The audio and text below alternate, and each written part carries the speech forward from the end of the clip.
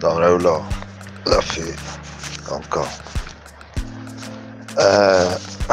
c'est rare que moi, comment me va groupe ou qu'on intervenu va sur un moment. Mais me va dire comment t'en faire comment va be. Au cas non, au début on a musique non, musicien ganda about it. Voilà, musicien ganda parce que je veux quoi, il ne revient jamais. Mais qui se veut qui il talk qui veut qui not pour il faut non pour qui va careba que mécanicien ne veut que veut outil éclairé gros et veut force de mécanicien ba no ita ya nyinta zalema et que mécanicien ne veut que go moteur zama yebi sien quoi et veut fona de non mécanicien ba d'entrer pour une makana ba parce que non non jile ayamona ba ka sugurba ko kana wana ka su lablo rewobe ninga zare nyinta vocal ba ga video ne aranyo age a lablo awa e ko lan taw na tenden bakan na bam bo bisana la no ge na e korban bakai ka ba biya ka wa loge la lo gandara ba on kra mona bon wanum oui wanum parce que quoi taw an labe anan non simplement kra amanga na école bay mais ke be turkan wabe oui flo biro mo ngokon bronna ba kanda fe nabe labe école ban na ba deni adana ya pour après kere na kama kere na kabangar ma kere na dara na kama a donan lolo abanan lolo tanan lolo abayama voilà donc what dama sobe jeune kana wanka lab love ana lab kuma pour mais la kana da mo kwa lo abamanan lo laba abanan lolo ina la ka dandare ina goba ya lo mi turkama anyente mabe I kama ki ba maso parce que moi un truc en musique roman kota moi un truc en musique roman kota nous doit vraiment moi une félicité normalement je ne dois moi une félicité mais nous doit moi suguri yere ba na banka na turka la maya kuna banka na lo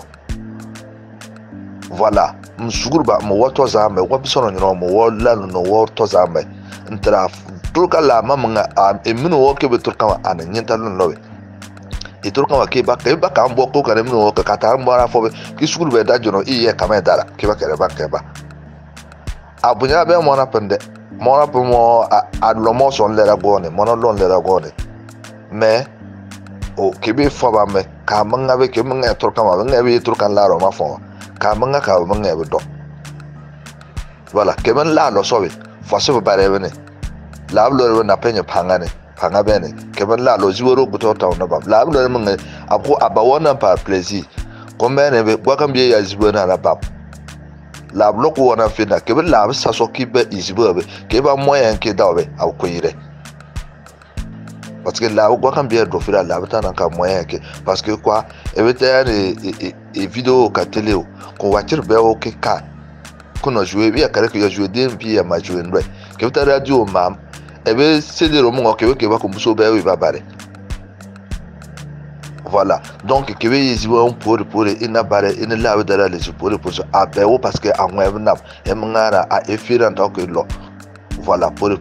ay akoyin wopa kebe ki base bo so bi da bo zibo so mais pour anokoyem wala meka sugurba asugum bisano la no jila yamana na pa a kwai o kama ya kula ba judo ya o kama ya ko ba kan yinta ya o kama ko bisano tonta lato o la model no ngolon lo even la be no doka sana malon lo ti chante contre chant mono doko bo para misan le ça veut dire la ba a lo nan tanje sa emna lo entambese so la mun tambese emna lo entanje sa akwai da fokwa be azan ton jun ke bin la ka da ma be ke wuti mun li la mon kuma lobe akwai da donc sugurba ya comme ça ke be conseil ke la ka da be mun ka lo mun to ka mun ga be brila o ga nkana banan lo nkana a da ko pa ke yir misku ko wo talato voilà mo me ba so ka busu ngazara ma voilà mon numéro ba mon naro direct go ko tan mon numéro mo nga numéro naro ka busu bizare ma aga me wa ko na ba hina ka mo ngabir en vocal nyo mo ma direct ya kuma nyi bono salamu na para won ka wa ka ya mo jin 6 metro amola ka mo jin 6 metro amola mais ko me ko zibo ko no concentre be ayiwa ba ma te nyi wala bisono la no en kana bisono la no kana alors que ka o daga ferbe mo apre me ka odga fir ati sukuto kuto bisako burkinabe ado bisano waso wongota jawe ala wongota awa businkata a la to fenabe ka lo model be abli kumboy